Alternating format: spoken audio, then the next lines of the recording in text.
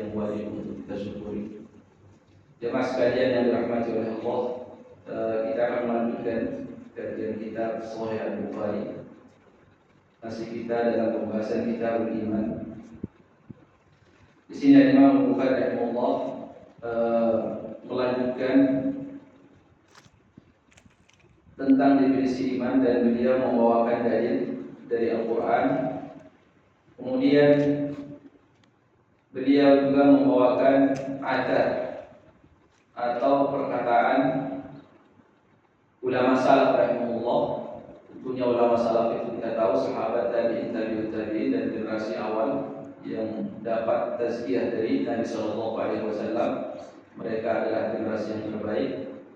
Dan Imam Al-Bukhari rahimahullah di sini juga membawakan athar sahabat tabi'in sebagaimana yang kemarin kita sampaikan, yaitu perkataan Umar bin Abdul Aziz. Beliau seorang ulama tabi'in dan beliau seorang ahli hadis sebelum menjabat sebagai khalifah. Beliau seorang ulama. Kemudian Al-Imam Bukhari rahimahullah juga membawakan di sini yang akan kita lanjutkan perkataan Mu'adz bin Jabal.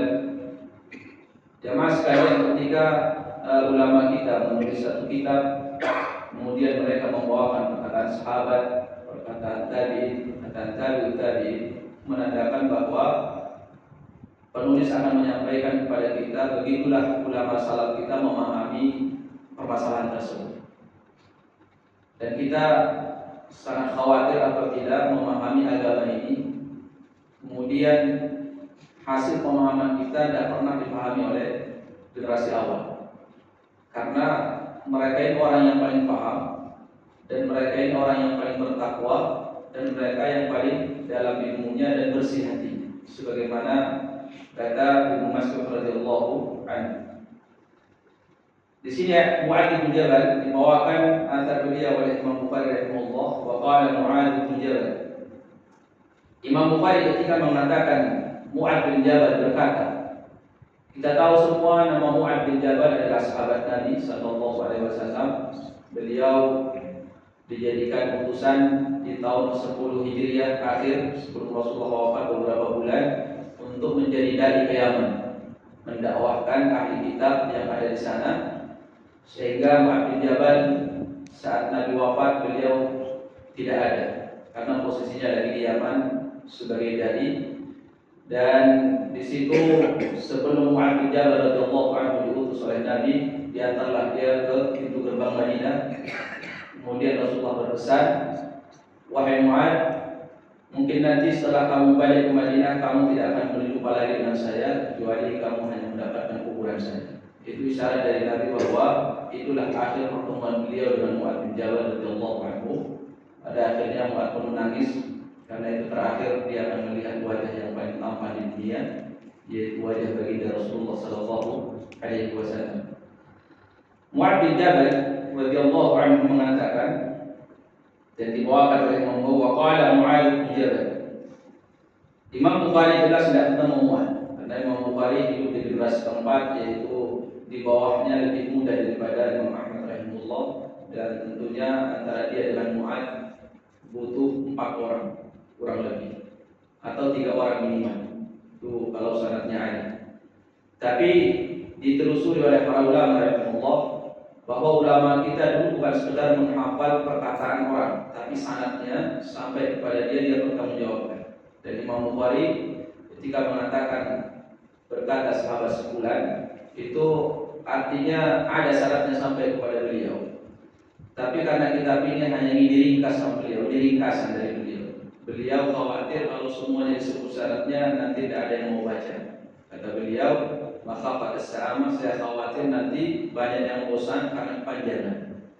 Padahal hasil ringkasan beliau ini saat ini diringkas lagi. Ada lagi namanya ringkasan Sahih Bukhari. Ya, itu pun dilihat ringkasan itu belum, tidak banyak orang yang khatam. Padahal sudah ringkasan dari ringkasan. Nah dari situ kita bisa mengukur bagaimana semangatnya ulama kita dulu memahami agama ini. Jangan sekedar dilihat menuntut ilmunya, tidak. Tapi mereka ingin tahu hakikat agama ini seperti apa yang Allah perintahkan dan yang Allah larang. Mu'adz bin Jabal, apa yang dia pahami tentang iman? Di sini dinukil oleh Imam Al-Bukhari rahimahullah, kata Mu'adz, "Iblis bina nu'minu sa'atan." Kata Mu'adz, terkadang Mu'adz itu mengajak beberapa sahabat, ayo kita duduk sebentar untuk beriman. Maksudnya apa? Ngobrol tentang ilmu. Ayo kita duduk ngobrol tentang ilmu. Karena kebanyakan orang kalau ngobrol di luar majelis ilmu itu tidak lepas dari riba, tidak lepas dari dosa.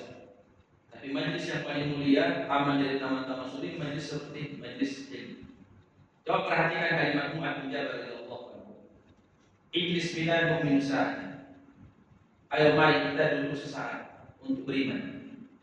Apakah yang kita yakini Mu'adz menginginkan beriman kepada Allah maknanya sebelumnya dia tidak beriman? Tidak. Mu'adz bin Jabal dan begitu juga sahabat yang lain ingin menyampaikan kepada kita bahwa seluruh amal soleh itu masuk iman, termasuk kita duduk di dalam majlis.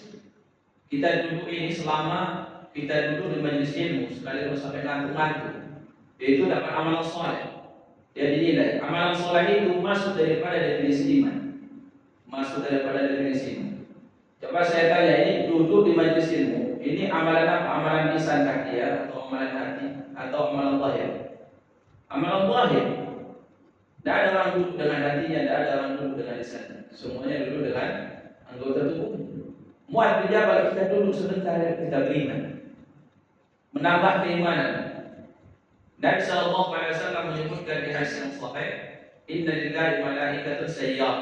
Allah Subhanahu wa taala mengkhususkan ada sekelompok malaikat namanya sayyar. Kelompok sayyara.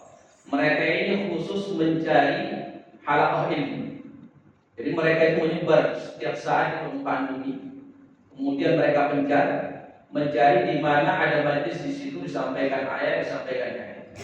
Kalau ada salah satu malaikat yang menemukan, maka dia mengajak teman-temannya, "Halumu ila buyab." Ayo mari kalian kesini kumpul, ini yang kita cari.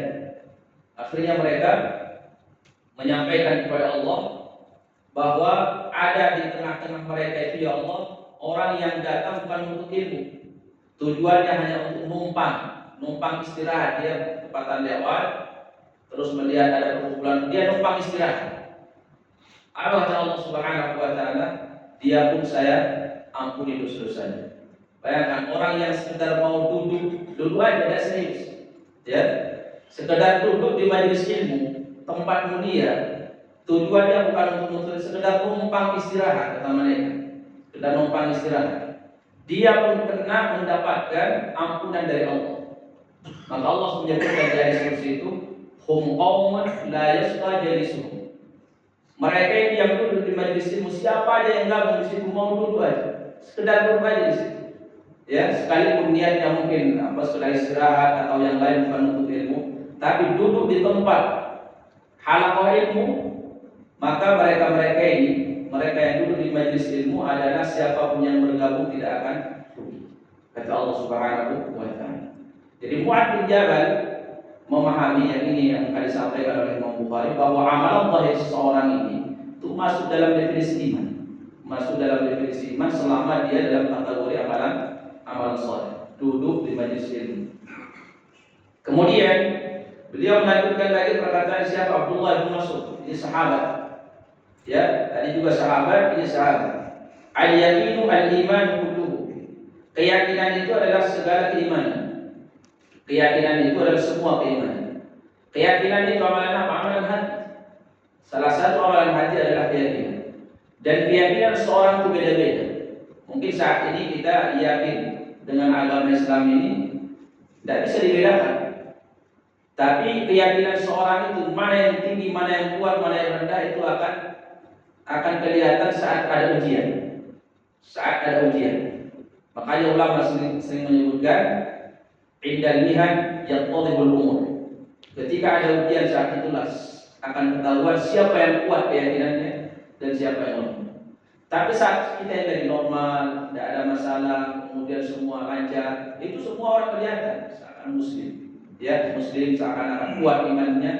Tapi ketika ujian, disitulah kita akan menentukan siapa sebenarnya kuat imannya dan siapa yang lemah.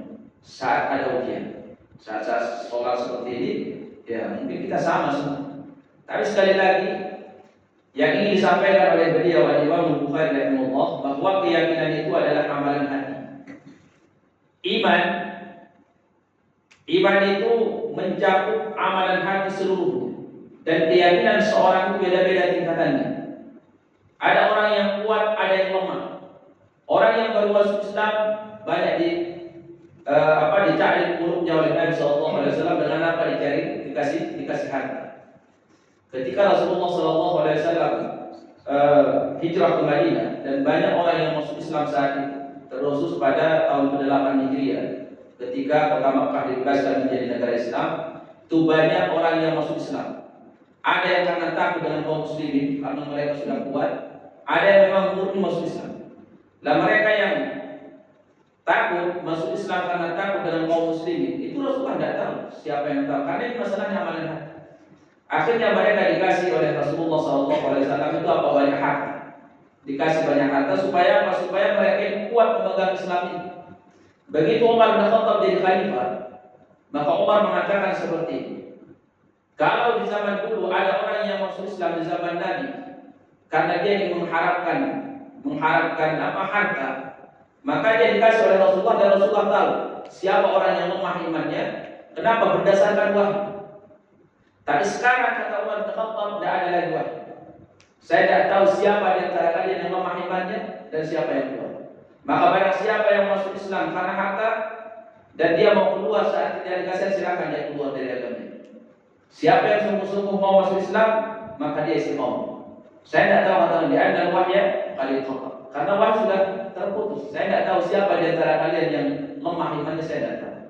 Karena ini masalah keyakinan dan itu masalah amalan hati, hanya kita yang tahu dengan Allah Subhanahu wa Ta'ala.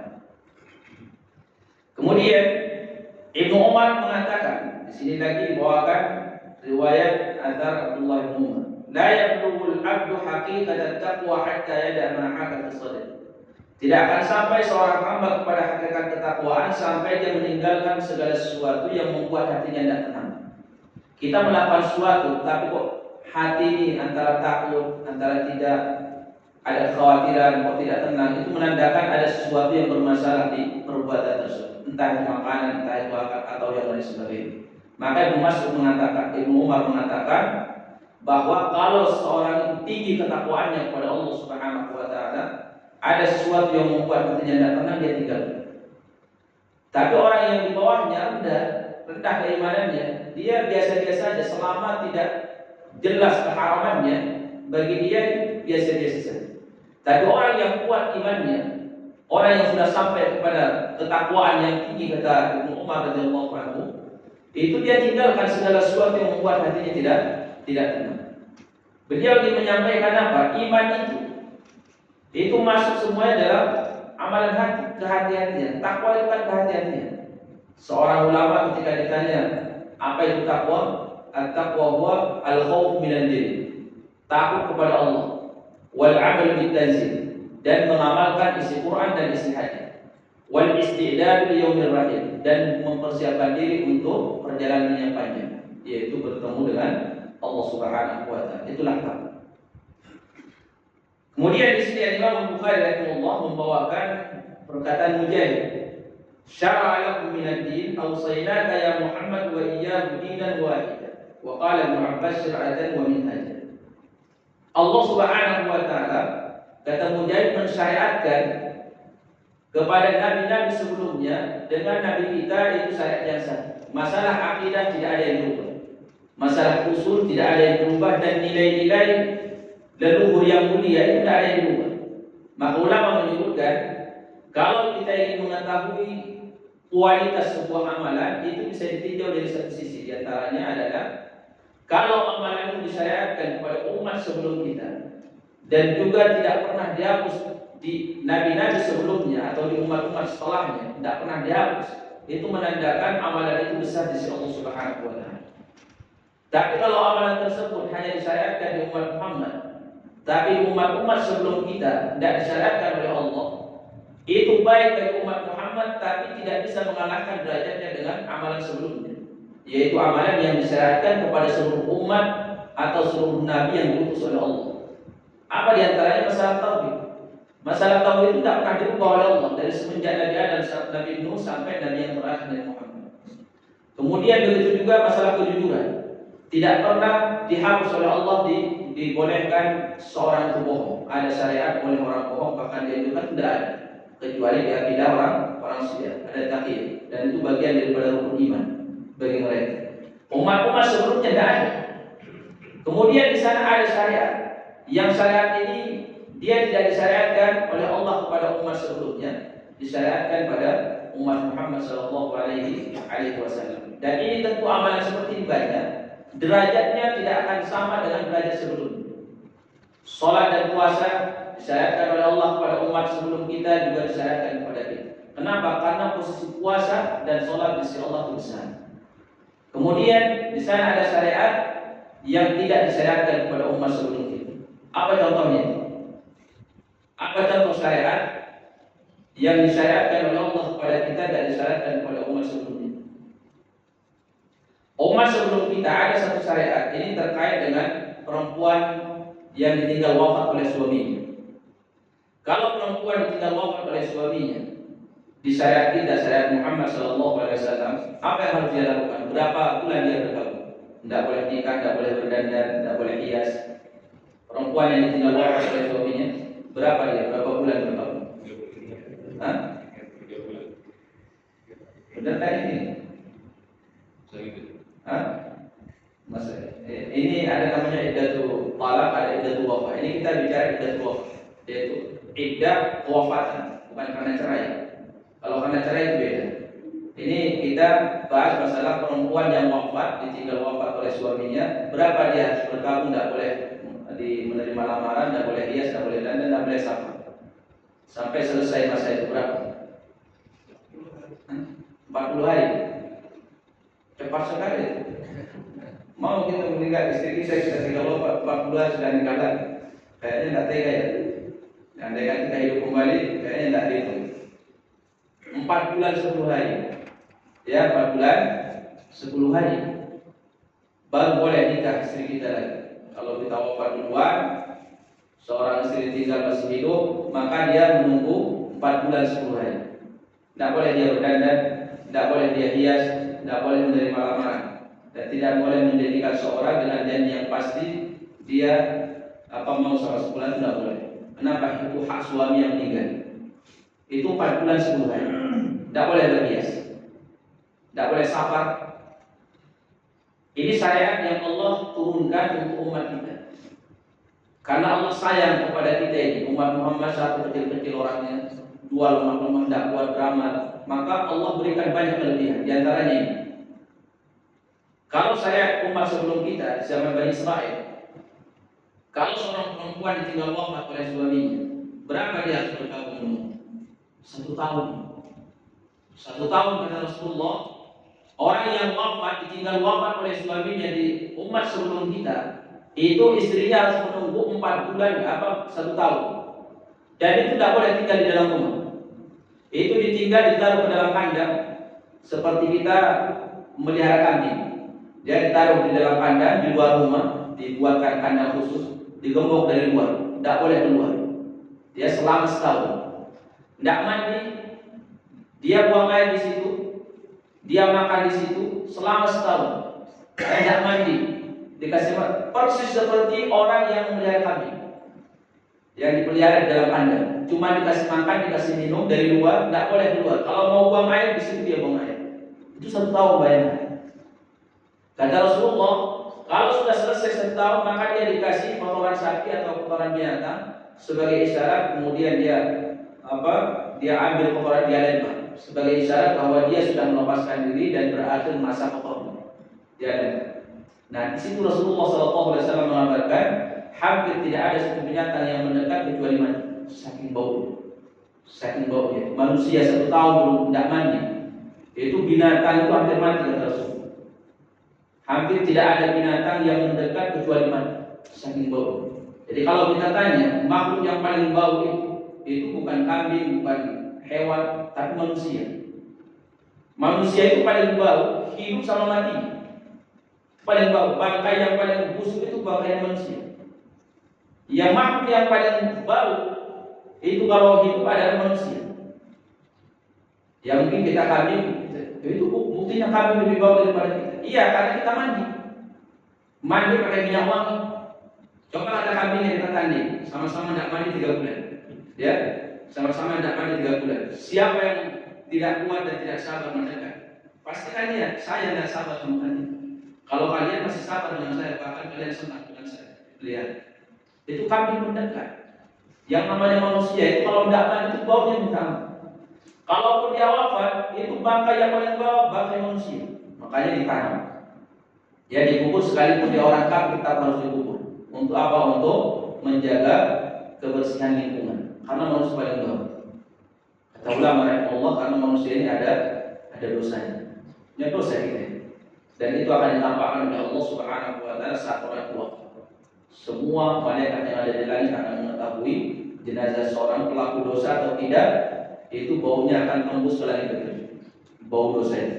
Tapi Allah Subhanahu wa taala tutup selama orang itu masih hidup, tidak ada yang dikasih tahu oleh Allah Subhanahu wa taala bau dosa yang dia lakukan.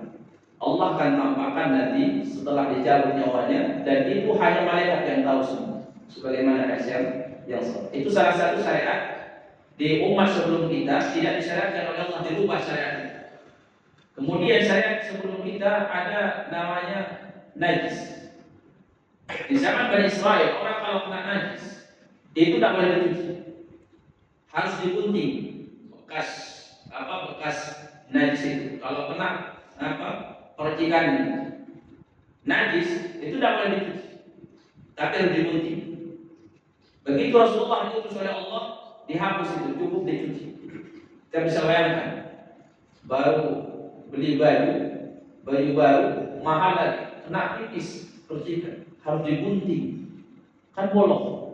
Ya, Allah Subhanahu wa taala meringankan, syariat itu tidak dibebankan kepada umat Muhammad, diringankan oleh Allah Subhanahu wa taala. Dan masih banyak syariat yang lain di mana Nabi sallallahu alaihi wasallam mendapatkan keringanan. Karena Rasulullah mengatakan inna hadhihi ummatun marhumah.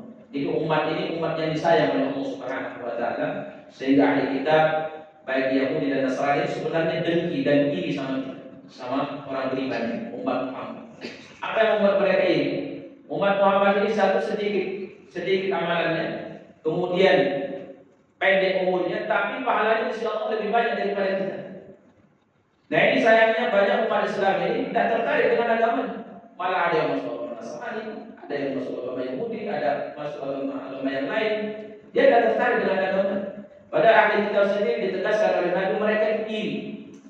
Andaikan mereka umat Muhammad. Kenapa? Karena umat Muhammad dia sama mereka yang pendek umurnya, tapi diberikan oleh Allah Subhanahu wa taala ganjaran pahala berlipat ganda. Jadi Mujahid di sini menyebutkan bahwa ada syariat yang disyariatkan oleh Allah kepada Nabi sebelum kita, dan kepada Nabi Muhammad ada yang mempunyai usul, yaitu masalah tauhid, masalah akidah, itu tidak pernah dirubah. Tapi di sana ada syariat, yaitu furu'nya, cabangnya, itu dirubah oleh Allah Subhanahu wa taala. Bukan berarti Allah melihat sebelumnya Allah tidak tahu, sekarang dilihat oleh Allah lagi, setelah dilihat perhatikan kok lebih pantas. Tidak. Allah Subhanahu wa taala ilmunya itu tidak ada ilmu seperti kita. Kita ini mengetahui sesuatu setelah terjadi. Kalau Allah Subhanahu wa taala, ulama menyebutkan Allah mengetahui segala sesuatu yang telah terjadi dan sesuatu yang akan terjadi dan sesuatu yang tidak terjadi. Dan Allah Subhanahu wa taala mengetahui segala sesuatu yang akan terjadi kalau sudah terjadi seperti apa. Dan Allah sudah mengetahui segala sesuatu yang tidak terjadi andaikan terjadi seperti apa. Kejadiannya semuanya diketahui oleh Allah Subhanahu wa taala. Jadi syariat ini kenapa ini dirubah? Karena Allah Subhanahu wa taala mengetahui sebelumnya bahwa syariat ini cocok untuk umat Muhammad, tidak cocok untuk Bani Israil. Syariat ini cocok untuk Bani Israil, tidak cocok untuk umat Muhammad sallallahu alaihi wasallam. Nah ini semua kata Imam Bukhari rahimahullah, definisi iman yang dipahami oleh para sahabat radhiyallahu anhum, bahwa iman itu mencakup seluruh amalan hati, amalan lisan dan amalan hati. Kemudian Ibnu Abbas radhiyallahu anhu menyebutkan, cuma di sini bab karena diperselisihkan oleh para ulama apakah ini judul baru. atau dia termasuk kepada bab sebelumnya. Banyak yang menyebutkan ini masuk kepada bab sebelumnya perkataan Ibnu Abbas radhiyallahu anhu. Qala du'a'ukum imanukum liqauli Allah azza wa jalla qul ma ya'ba'u bikum rabbi laula du'a'u. Doa kalian itu adalah iman kalian. Doa itu adalah iman. Allah berfirman, kata Imam Bukhari, kata Ibnu Abbas radhiyallahu anhu, atau kata Imam Bukhari sesuai dengan perbedaan lafaz. Qul ma ya'ba'u bikum rabbi laula du'a'u. Katakanlah Muhammad, Rabb kalian itu sama sekali tidak menilai kalian kalau bukan karena amalan kalian, kalau bukan karena iman kalian, kalau bukan karena doa kalian. Imam Bukhari menyebutkan doa itu adalah maknanya secara bahasa adalah iman. Iman itu doa, doa itu iman. Apa itu doa? Doa itu kata ulama rahimahullah ada dua macam. Ada namanya doa masalah, ada doa ibadah. Doa masalah itu dia meminta langsung kepada Allah dengan lisannya. Kalau doa ibadah dia meminta kepada Allah dengan bahasa tubuh. Kalau kita meminta langsung kepada Allah Subhanahu wa taala dengan mengatakan, ya Allah sembuhkan saya dari penyakit saya, ini disebut oleh ulama doa masalah, yaitu doa meminta secara langsung dengan bahasa lisan. Tapi kalau kita ini meminta kepada Allah dengan bahasa tubuh kita, itu maknanya doa ibadah. Itu dengan bahasa tubuh. Jadi tidak minta secara langsung.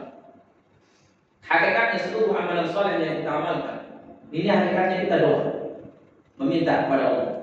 Coba saat kita tadi sholat subuh, kita melaksanakan sholat subuh, tujuannya kita dapat pahala. Berarti kita minta kepada Allah pahala lewat sholat itu. Kita saat meninggalkan maksiat, tujuannya agar tidak dosa. Jadi minta kepada Allah supaya kita tidak dikasih dosa dengan kita meninggalkan maksiat. Seluruh amalan saleh yang kita amalkan itu hakikatnya doa, dan itulah inti iman. Iman hakikatnya kita meminta kepada Allah Subhanahu wa taala. Bahkan Allah Subhanahu wa taala lebih senang dengan seorang hamba yang dia menyibukkan diri dengan ibadahnya sehingga tidak sempat untuk meminta dengan lisannya, meminta secara langsung apa yang dia butuhkan. Di dalam hadis qudsi disebutkan oleh Al-Imam Ad-Darqutni rahimahullah dan ulama hadis yang lain dan dihasankan sanadnya, Allah Subhanahu wa taala berfirman, "Man syaghalahu dzikri 'an mas'alati a'taitu aktsara mimma u'tisani." Siapa yang mengingatku, berpikir kepadaku, beribadah kepadaku, itu membuat dia tidak sempat untuk meminta secara langsung, berdoa dengan lisannya, maka Allah Subhanahu wa taala menyebutkan, maka saya akan memberikan kebutuhan yang dia inginkan lebih banyak daripada orang yang minta secara langsung. Ini yang harus kita pahami. Kalau kita melihat orang yang banyak amalan solehnya, semakin banyak amalan solehnya, semakin dikit dia meminta kepada Allah dengan lisannya. Tapi seorang itu semakin sedikit ibadahnya, saat ada sedikit masalah langsung dia meminta kepada Allah. Lebih banyak permintaan lisannya secara langsung kepada Allah apa yang dia butuhkan daripada ibadahnya. Apakah yang kedua atau yang pertama yang lebih dicintai oleh Allah? Yang pertama lebih dicintai. Orang yang sibuk mengurus ibadahnya sampai dia tidak punya kesempatan untuk meminta hajatnya kepada Allah, lebih dicintai oleh Allah Subhanahu wa taala dan lebih banyak diberikan oleh Allah dan kebutuhan dia daripada orang yang meminta secara langsung. Kenapa? Karena ketika seorang muslim, seorang hamba itu banyak menyibukkan dirinya dengan ibadah, dia perbaiki ibadahnya terus, itu Allah Subhanahu wa taala merasa terpuji. Allah melihat dia ini memuji saya, entah dengan zikir, entah dengan sholat atau sedekah atau yang lainnya, tanpa ada kesempatan untuk meminta secara langsung. Itu Allah senang, karena Allah ini senang dipuji. Tidak ada orang yang lebih senang dipuji melebihi Allah Subhanahu wa taala sehingga Allah memuji dirinya sendiri. Kita boleh tidak kita puji diri sendiri di hadapan orang? Tidak boleh. Haram hukumnya. Kenapa? Karena ta'ajud nanti ujung-ujungnya. Ta'ajud dan nanti lahir takabur. Tapi Allah Subhanahu wa taala senang memuji dirinya, senang dia dipuji, bahkan dia pun memuji diri. Jadi ada sifat Allah tidak boleh diikuti oleh seorang hamba, di antaranya adalah memuji dirinya sendiri. Allah senang dengan pujian seorang hamba. Kita ini sekalipun senang dipuji, jamaah sekalian, kesenangan kita tidak sempurna. Allah senang dipuji dan kesenangannya sempurna. Mungkin kita dari ibarat ini, dari ungkapan ini belum paham. Kita akan bisa memahami perkataan ulama ini kalau kita ambil contoh. Contoh misalnya seperti Allah Subhanahu wa taala ketika melihat orang yang lagi melakukan kesyirikan, ada enggak orang yang paling dimurkai melebihi orang yang berbuat syirik? Tidak ada. Wala yarda ibadi kufur. Allah tidak ridha seorang hamba melakukan kekufuran, sama sekali tidak ridha. Begitu seorang muslim atau seorang hamba terjatuh dalam perbuatan kesyirikan, tidak ada orang yang paling dimurkai melebihi dia. Dimurkai. Berarti apa? Allah marah saat. Tapi begitu hamba tersebut 2 menit setelah itu taubat, langsung disayang oleh Allah. Padahal tadinya marah, langsung disayang. Maka Nabi SAW menyebutkan, Allah senang dengan taubat seorang hamba melebihi senangnya seorang ibu yang lama mencari anak kesusuannya, anaknya yang hilang, yang masih bayi. Begitu dia dapatkan, bagaimana gembiranya? Allah lebih gembira dengan seorang hamba saat berbuat dosa langsung bertobat kepada Allah. Allah senang. Jadi tidak ditunda oleh Allah kesenangannya, kecintaannya kepada hamba tersebut saat dia meminta maaf, bertobat kepada Allah. Nah sekarang kita ini menunjukkan bahwa Allah senang dipuji dan kesenangan Allah itu sempurna. Kalau manusia, kita ini contoh misalkan kita yang tangkar sama teman, sudah habis dosa, tangkar, kita bawa peluk, tiba-tiba setelah itu dia minta maaf.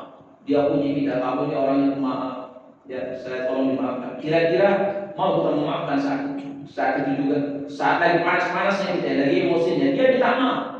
Dan dia minta maaf itu ikhlas, tulus, menyesal. Ada orang yang bisa memaafkan, ya. Itu rata-rata orang nunggu jeda waktu nanti atau besok, belum bisa dia memaafkan. Padahal dia orang ini sudah memuji dia. Ini kata ulama yang Allah menunjukkan bahwa manusia sekalipun senang dipuji, kesenangannya tidak sempurna, tidak sempurna keimanan. Apa kesenangan terhadap pujian? Jadi di sini Ibnu Abbas menyebutkan seluruh doa yang kita panjatkan, entah itu doa masalah lisan, minta secara langsung kepada Allah atau secara ibadah. Kita perhatikan itu para ulama rahimahullah, orang saleh itu mereka jarang memohon minta kebutuhan. Mereka entah zikir, entah mereka ibadah, itu aja diperbaiki. Tapi kalau orang awam ini beda, lebih banyak mintanya daripada ibadah. Itu kebanyakan seperti itu. Lihat di dalam Al-Quran itu rata-rata para ulama atau para nabi yang disahkan oleh Allah di dalam Al-Quran, itu mereka lebih banyak tasbihnya, lebih banyak zikirnya, lebih banyak ibadahnya kepada Allah daripada permintaannya ketika mereka dapat masalah. Karena semakin orang itu tinggi ibadahnya, maka akan semakin dia merasa ibadahnya tidak ada apa-apa, sehingga malu berdoa kepada Allah. Tapi kalau orang itu kurang ibadahnya, baru sedikit beribadah, seakan-akan dia sudah layak untuk dikasih oleh Allah, meminta kepada Allah. Lebih banyak doanya minta dunianya lagi yang diminta. Jangan minta akhirat, minta dunia, beri kesehatan, kelancaran rezeki, kemudian harmonis rumah tangga. Itu yang kebanyakan diminta. Kenapa? Karena tidak paham. Karena mereka ini di pikirannya yang ada masalah kenikmatan hanya di dunia. Jadi jamaah sekalian yang dirahmati oleh Allah Subhanahu wa taala, di sini Imam Bukhari menyimpulkan semua dari mulai perkataan sahabat tabi'in, iman itu menyeluruh. Ya, iman itu menyeluruh. Kemudian amalan saleh yang diamalkan oleh seorang hamba rahimahullah taala, ini ternyata tidak dipahami oleh semua umat Islam itu sama. Ada orang yang memang ternyata sesat di dalam memahami masalah pengaruh amalan terhadap seorang hamba. Ini umat Islam. Muhammad al-Imam al-Maqrizi rahimahullah, Ahmad bin Ali, ulama Mesir yang hidup di abad yang ke-8.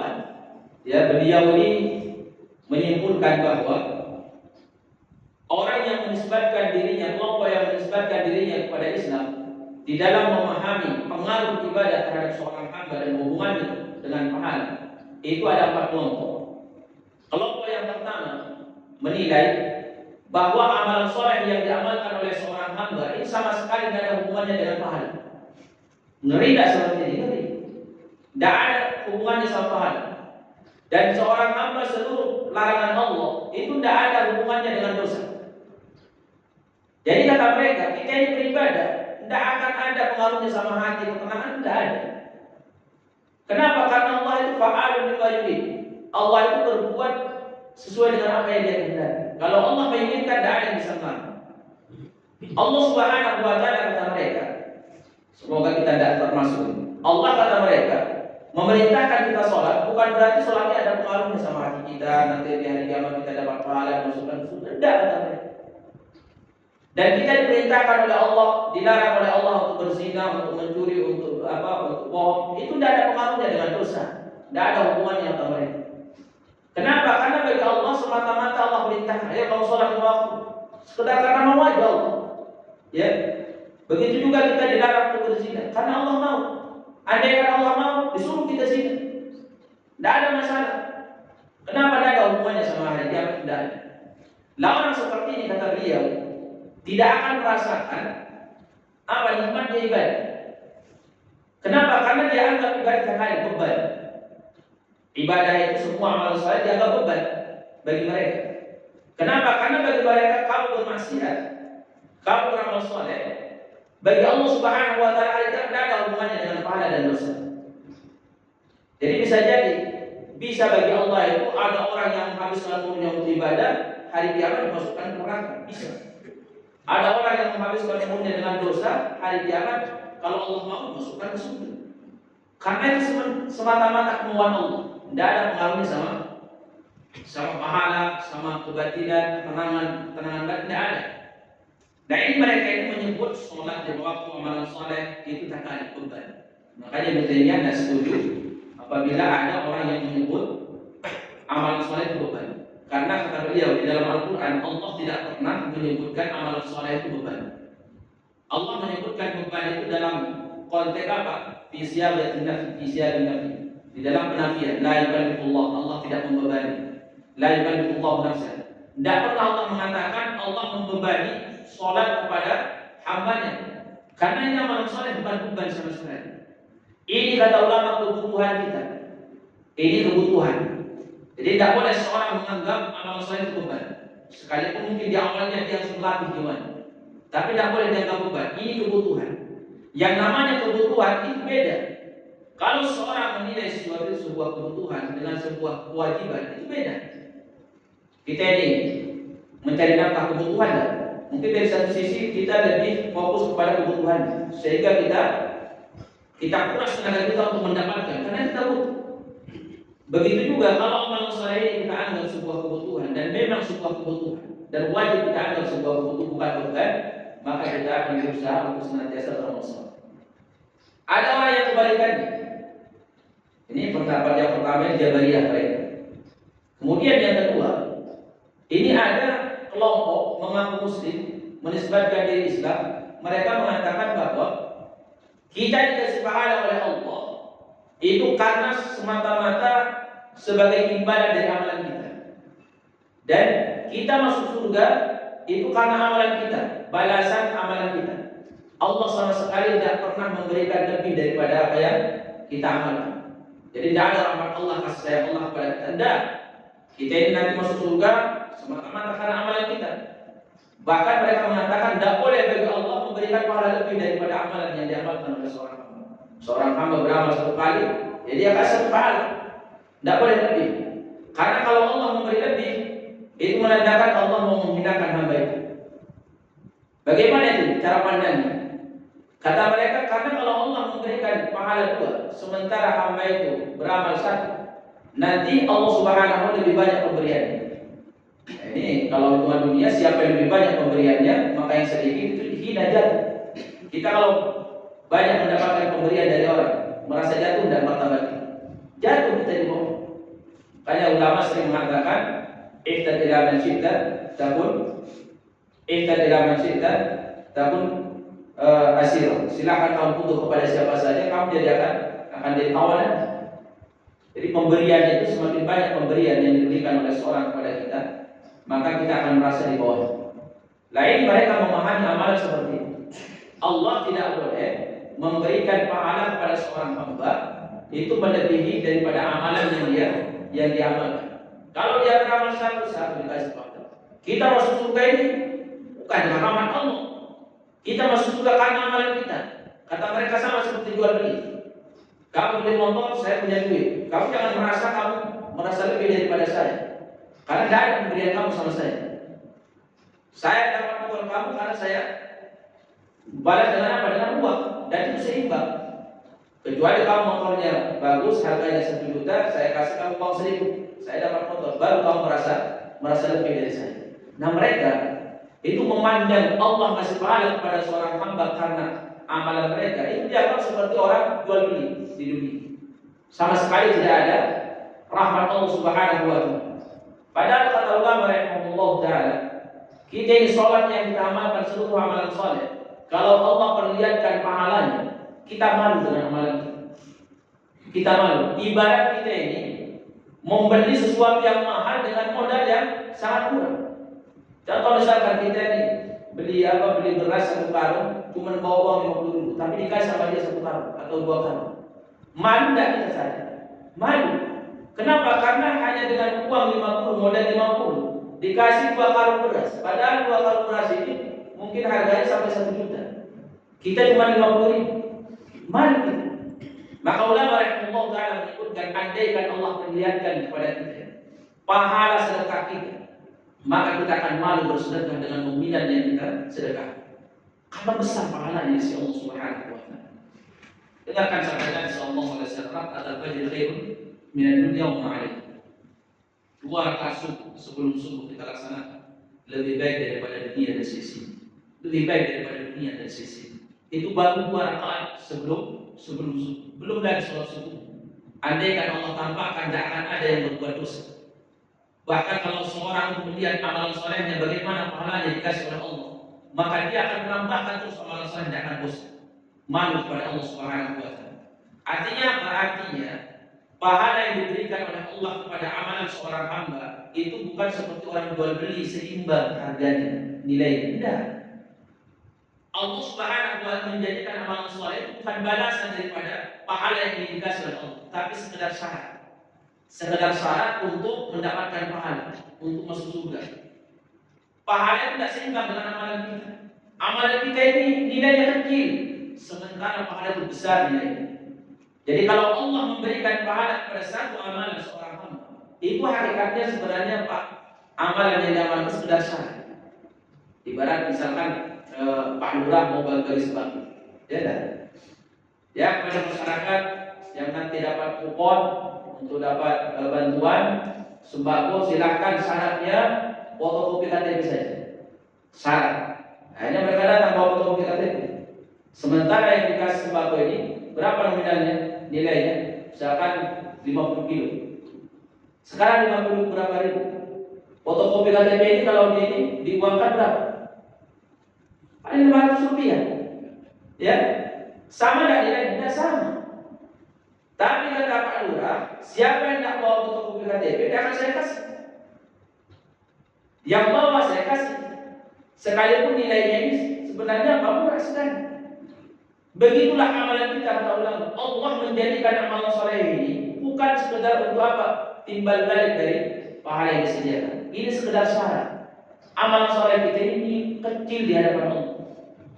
Nabi SAW menyebutkan, ala inna silatallahi ghali. Perbendaharaan Allah itu mahal.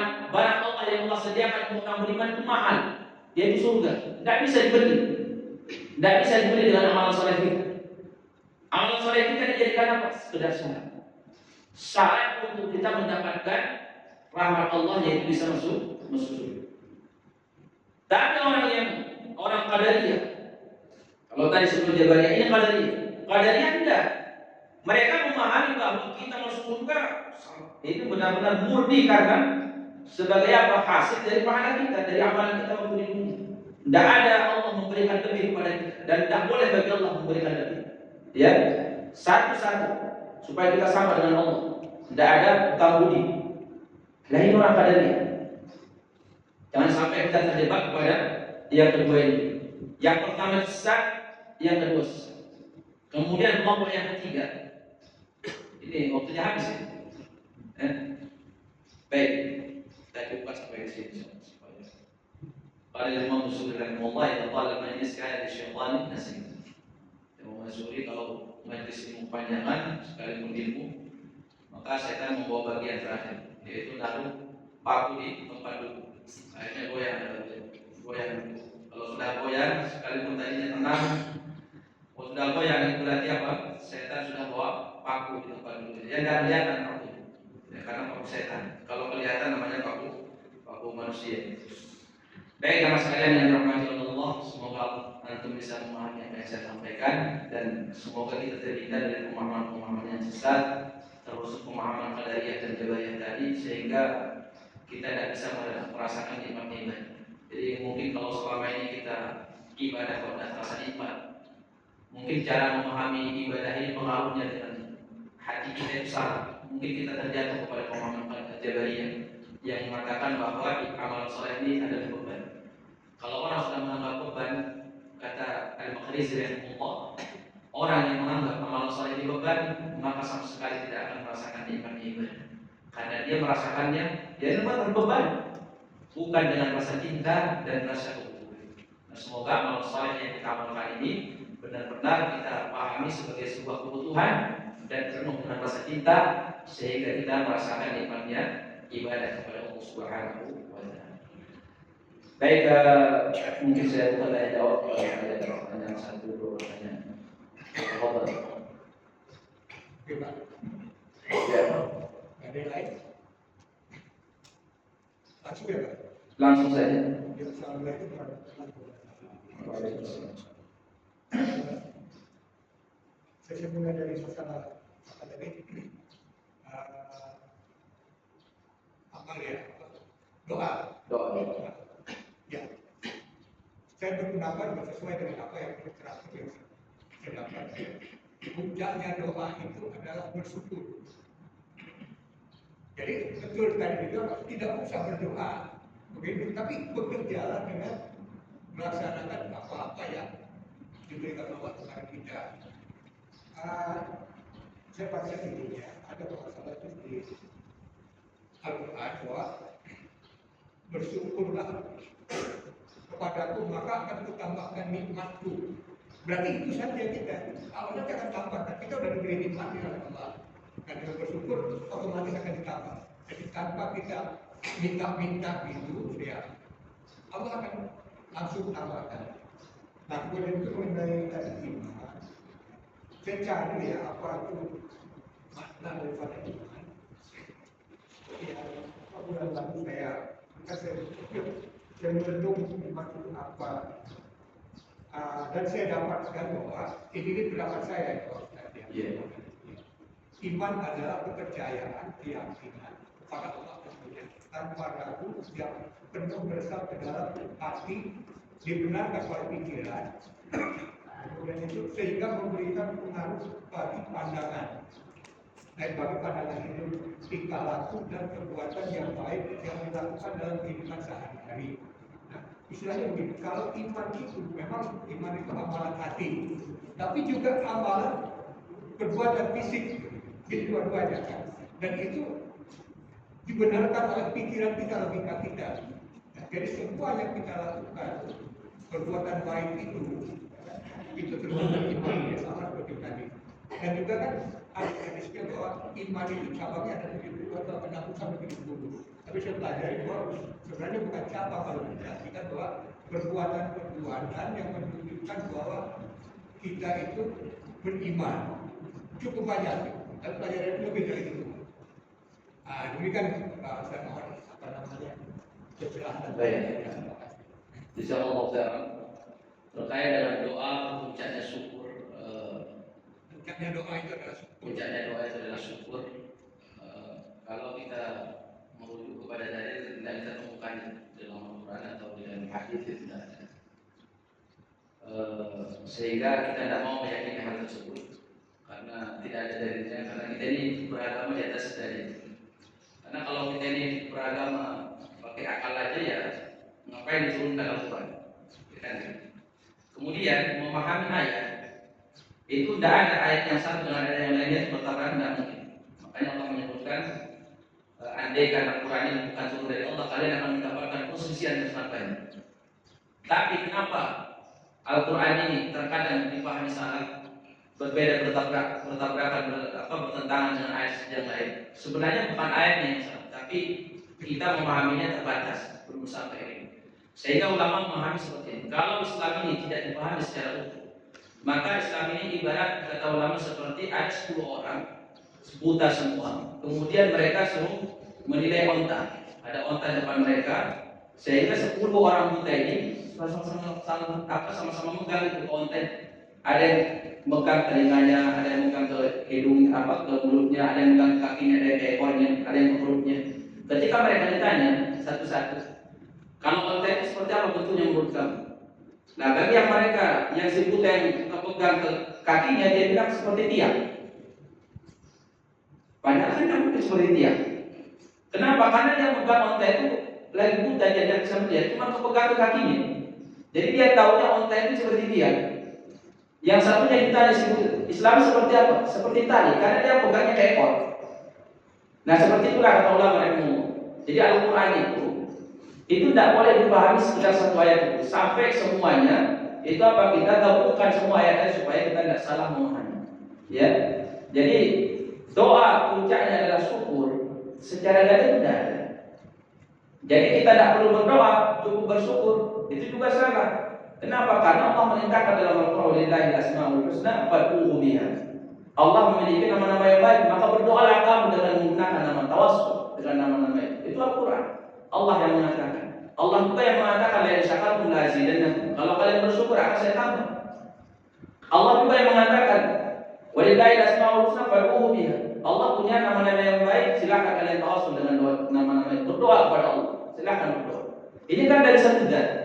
Itu dia yang mengatakan dari syakartum, kalau kalian bersyukur akan saya tambah. Dia juga yang memerintahkan kita untuk berdoa. Kadang mungkin keluar dari satu zat. Ya, dua kalimat yang bertentangan. Kalau manusia mungkin bisa terjadi omongan satunya dengan yang lainnya itu apa? Bertentangan. Karena apa? Tapi Allah zat yang maha esa tidak mungkin antara ayat yang satu bertentangan dengan ayat yang lain.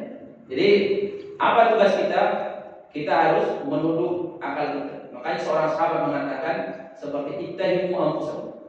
Ya, tuduh selalu diri kalian. Demi Allah, saya pernah diuji dengan hal tersebut, kata beliau. Begitu kami mengadakan perjanjian Hudaybiyah dengan Rasulullah SAW, saat itu di antara isi perjanjiannya seperti ini. Orang musyrik memberikan syarat. Apabila ada orang musyrik dari Mekah ingin bergabung masuk Islam ke Madinah, maka harus dikembalikan ke Mekah. Tapi kalau ada orang muslim murtad dan bergabung kepada kami kaum Quraisy Mekah, tidak boleh kembali ke Madinah. Ya, itu kan secara akal tidak diterima, tapi diterima sama Nabi. Diterima. Baru isi perjanjian itu, Abu Basir datang dalam keadaan Abu Suhail. Itu datang dikejar oleh musuh, 2 orang. Ya, lari dia ke Madinah karena dia musuh Islam. Kemudian dia dikejar oleh 2 bangsa Quraisy sampai ke Madinah. Sampai dia melemparkan dirinya di hadapan Nabi. Kata 2 bangsa Quraisy ini, "Wahai Muhammad, kita ini baru selesai perjanjian. Ini yang pertama kali harus kami tagih. Ini orang kabur dari kami, masuk Islam mau bergabung ke agama kamu. Bagaimana pendapat kamu?" Kata Nabi ke sahabat Abu Suhail, "Wahai Abu Suhail, kita ini baru mengadakan perjanjian. Silakan kamu balik ke Mekah." Kata Abu Suhail, "Ya Rasulullah, saya disiksa di sana. Tidak bebas saya mengamalkan ajaran agama saya. Saya tidak bebas. Saya disiksa di sana kalau masuk Islam." Kata Nabi, "Pokoknya balik aja. Kita memenuhi janji. Ya, kita sudah akal." Ini secara akal tidak bisa diterima. Tapi kata Abu Suhail, "Ittahimu anfusakum." Ya, akal kita tidak sanggup untuk menerima. Hakikatnya sebenarnya itu tidak ada yang sanggup. Akhirnya kata beliau, saya ikut pada 2 orang itu, mereka semua bawa pedang. Begitu kami singgah di sebuah tempat di pinggir Laut Merah, istirahat. Saya bilang ke satunya, "Bagus ya pedang kamu?" "Iya, ini bagus, ini buatan ini dari ini. Boleh saya lihat?" "Boleh," katanya. Begitu diambil, dia tebas leher orang itu, satunya lari kabur. Akhirnya Abu Suhail ini, sahabat ini mau ke Madinah, tidak boleh ke Mekah. Dia akhirnya mereka buat kekuatan di samping di pinggir Laut Merah. Akhirnya apa, setelah itu terjadi pembebasan kota Mekah. Itulah yang dimaksud oleh sahabat tadi, ittahimu anfusakum. terkadang isi perjanjian Nabi ini kalau diukur pakai akal tidak diterima. Tapi ternyata di balik itu apa? Ada yang dijanjikan oleh Allah, yaitu pembebasan kota Mekah tahun 8 terjadi.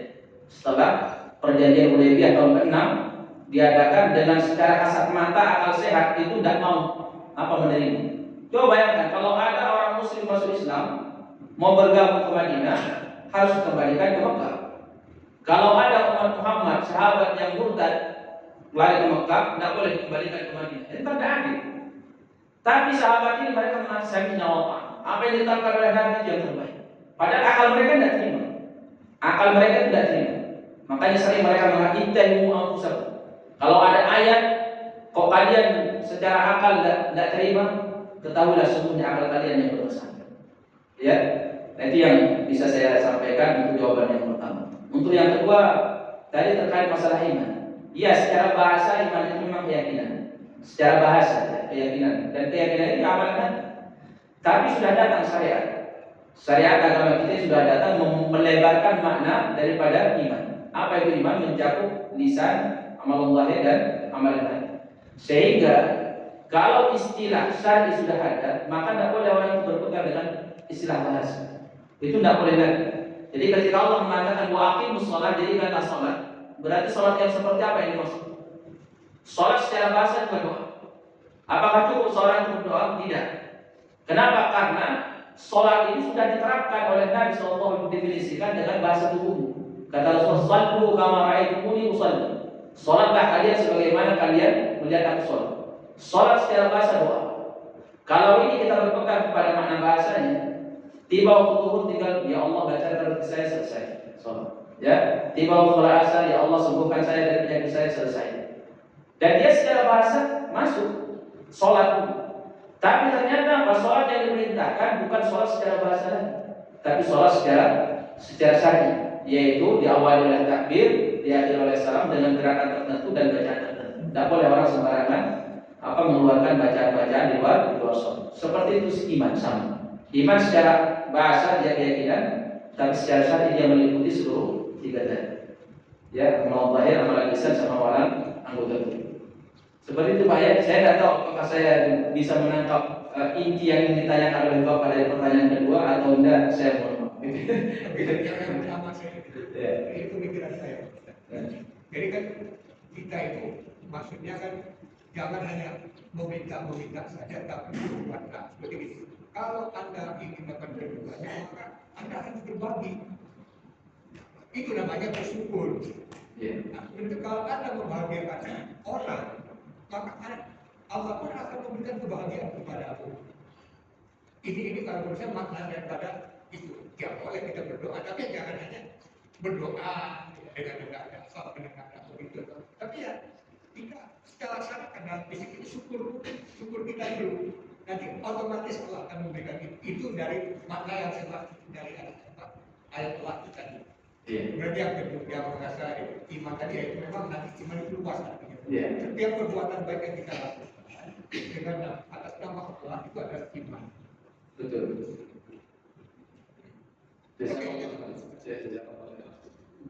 Ya, cukup ya. Insyaallah. Jazakumullah khair. Afwan kalau menyita waktunya, semoga bermanfaat insyaallah. Kita tutup dengan doa kafaratul majlis. Subhanallah wa bihamdihi, asyhadu an la ilaha illa anta, astaghfiruka wa atubu ilaik. Assalamualaikum warahmatullahi wabarakatuh.